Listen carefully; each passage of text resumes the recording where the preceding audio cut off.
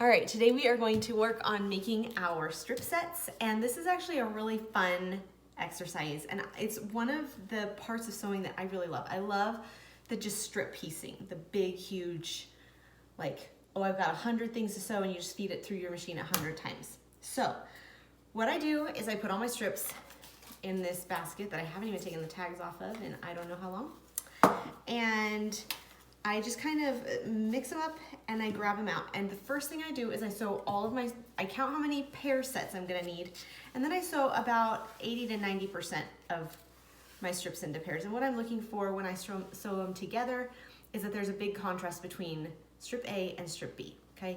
You do not want strip A and strip B to look the same. And then you start sewing them into like your double pair sets, if that makes sense. So you want to make sure that between strip A and strip B there was enough contrast so that it's pretty easy to create contrast between strip C and D when you join them together like that.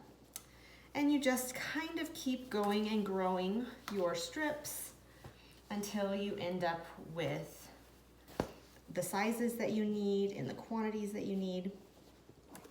And if you go with making sure that there's enough contrast between your pairs, you'll be able to create contrast all the way along, and you'll get these really great scrappy strip sets.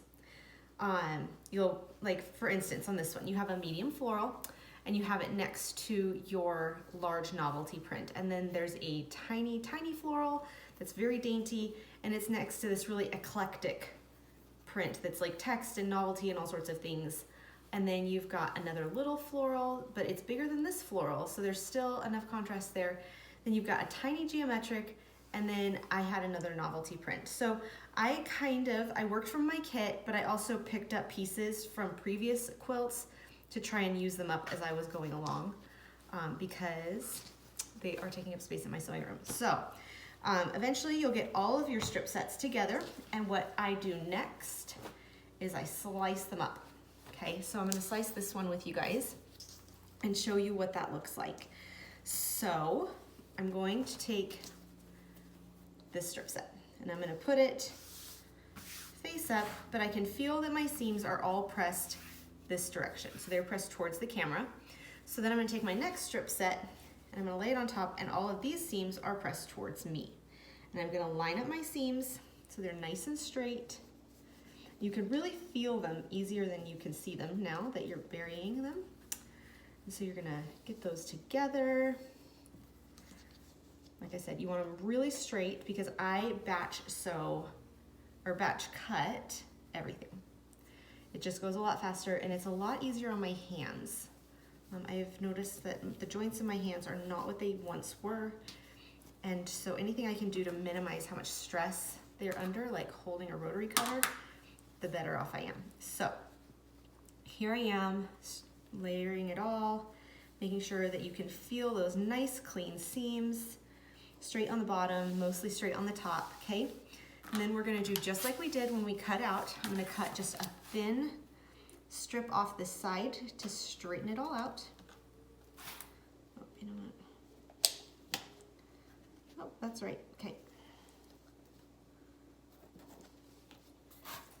Okay, so we are gonna just straighten this edge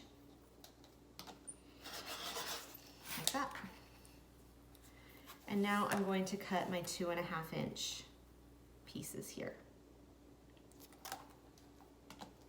Okay.